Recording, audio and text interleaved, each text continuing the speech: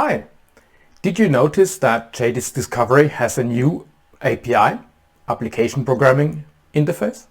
No? Well, then it's time that you have a look at it. So why would you? Well, in our use case video, we always stress the importance that you have clear interfaces, how you get the discovery data out of the tool. Well, that's exactly what the application programming interface is for. So in this video, we will have a look at how the API looks like, how to use it in detail, and in the end, what you can use it for. So have fun! Welcome to the JDisc YouTube channel.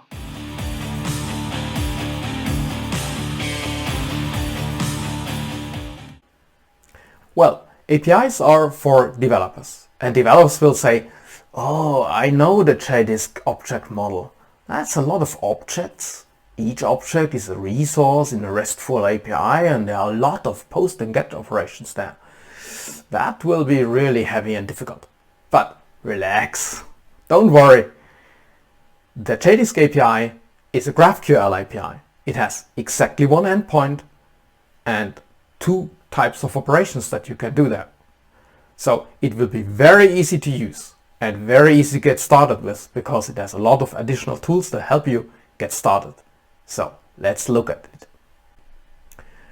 First, let's have a look at the JDisc Discovery architecture. If you look in the service panel on Windows, you see three JDisc processes, not only two. Well, there's the database service.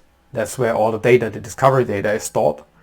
There's the discovery service, which serves the fat UI that you're using classically.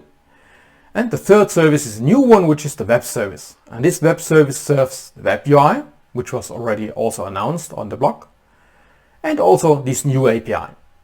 Now, actually, under the hood, the web UI uses the new JDisc API. But you can, of course, also make use of this new API using your own scripts or programs to do something useful. So that is a good alternative to accessing the database directly, just for architectural reasons. Of course, you still have the old means to get data via UI, via reports, and looking at the query and then directly using the database, but the API is the new official way to do that. But let's first repeat the classical way how to export data from Discovery. Number one is the report functionality. So you can export every view that you see in UI. You have a little button where you can export data as comma separated value files or Excel files, and there are a lot of options how you can influence how that data will look like. The second choice is the button to the right is, well, every view that you see in the UI usually has a button where you can look at the underlying database query. So it will give you an SQL statement. Now, of course, you can take this SQL statement and put it into a script. Well, transform it, let's say, in an SQL statement in your programming language of your choice, and then run a query against the database. Now, accessing the database directly does have some caveats that the new API overcomes. The API kind of protects you from any changes in the database schema, even if they are rare, of course. So the new API, as we said, is using GraphQL. What is this GraphQL? Have a look at graphql.org. It's really an interesting way how to construct an API, which is different from a RESTful API. And it's using queries and mutations and a query language. And so there's only one endpoint, and it's nearly perfect for the object model of JDisc Discovery, because JDisc Discovery has a pretty stable object model with a lot of relations and a lot of fields, and it allows you to query that completely. Now, the good thing is that there's built-in documentation. So if you use the web UI, there's a new entry point there, which is called Integration API, and it gives you a lot of help regarding the API and even more tools that we will see in a minute. By the way, the HTTPS endpoint is only the secure one available. So there's no HTTP, there's only HTTPS available for security. That's important. Now, the good thing is that GraphQL as a query language or a method how to construct the API, there are lots and lots of client libraries for all kinds of languages available so that you can use that API quite easily. Like with a RESTful service, in order to work with the data that the API provides, you need a schema. So there's a GraphQL schema that you can actually download from the web UI of JDisc. On the right hand side you see the graphical representation, and you see, well, JDisc Discovery really contains a lot of different data and relations in between the data, so it looks pretty complex, but it's much easier than you think. On the left hand side you see, by the way, the domain specific language representation of this schema, and it's also pretty long, but there's help. JDisc Discovery supports you by having an integrated GraphQL IDE, an integrated development environment, included. So on the right hand side you have a documentation explorer where you can see all the objects, all the properties and relations of the JDisc object model in form of nice navigatable documentation. On the left hand side you have an input area where you can type GraphQL query language or mutations. So, and the good thing is that here you have auto completion, so the system will show you exactly what you can use here, which keywords, which properties are available, so that you can easily test your queries, run them, and see the result in the middle part, in the middle pane of your result.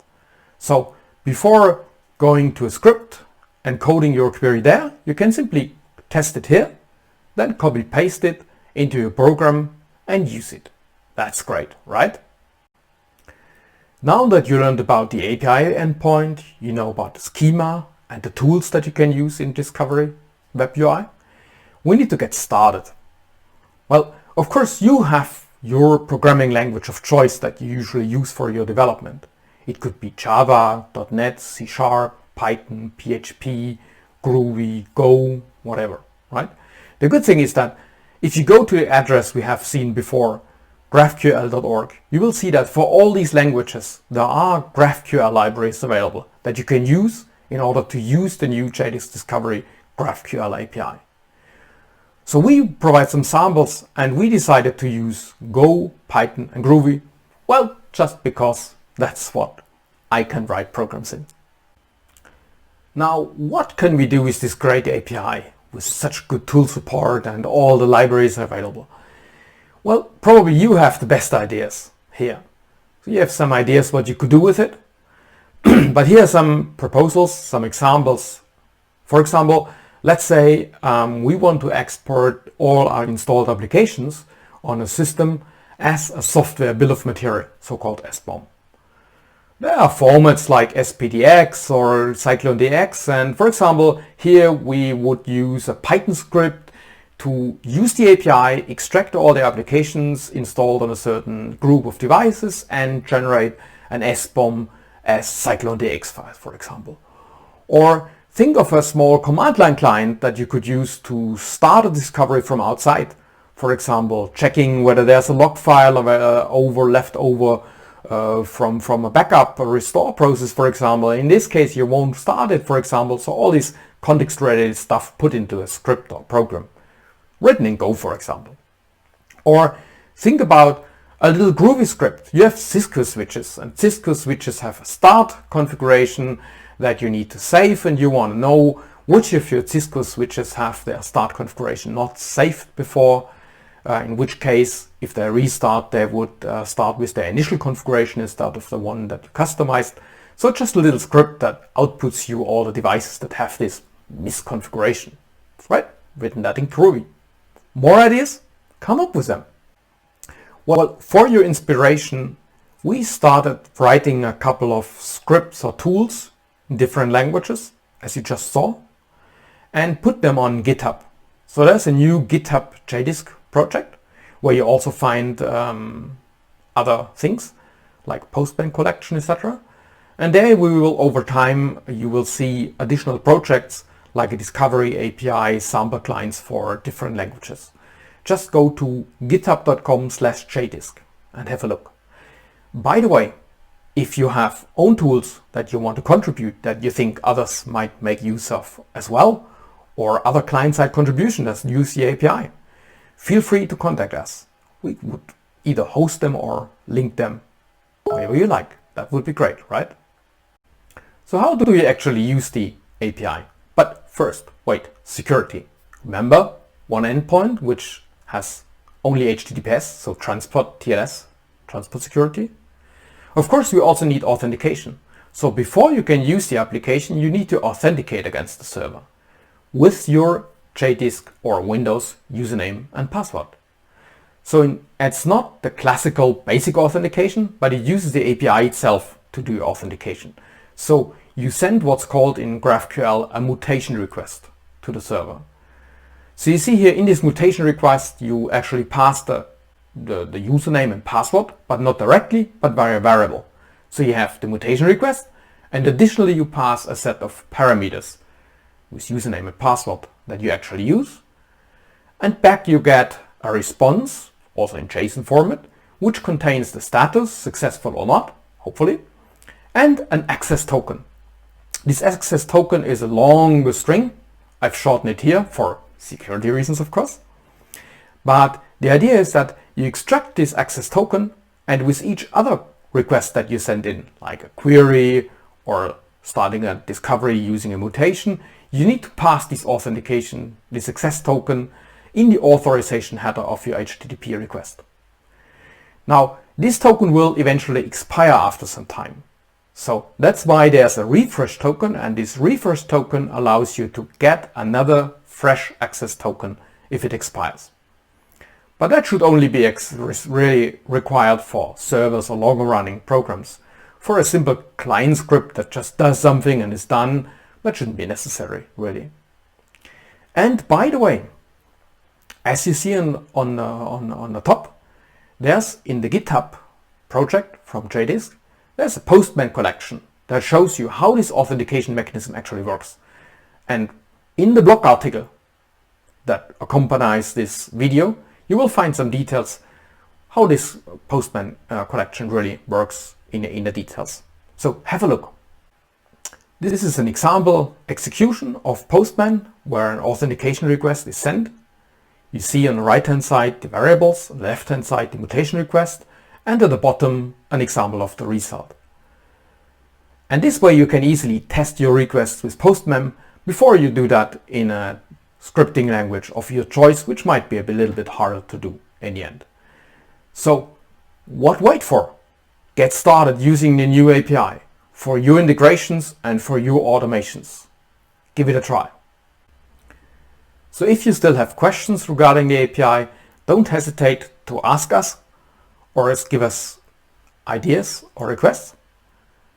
Otherwise, remember, it's easy for you to give us a like on the video and subscribe to this channel to get more content and ideas on the JDisc GraphQL API. Thank you very much. Bye.